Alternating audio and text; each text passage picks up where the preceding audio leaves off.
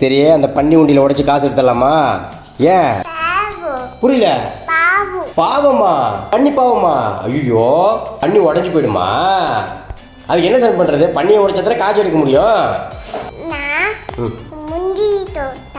முந்திரி சோறா? நான் எடுத்து போய் உடைக்கிறேன். கூட அப்பாட்ட பன்னி உடைச்சிடலாம். உடைச்சா தானே காசு எடுக்க முடியும். வேண்டாமா? ஏன் வேண்டாம்? காசு போடணுமா?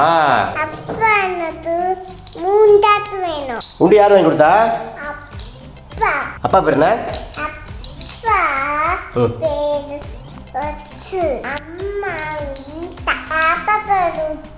ஸ்கூல் சேர்ந்த சமயம் படிக்க முடியும். ஸ்கூல் சேர்த்து விட்டுட்டாப்பா அழுவியா?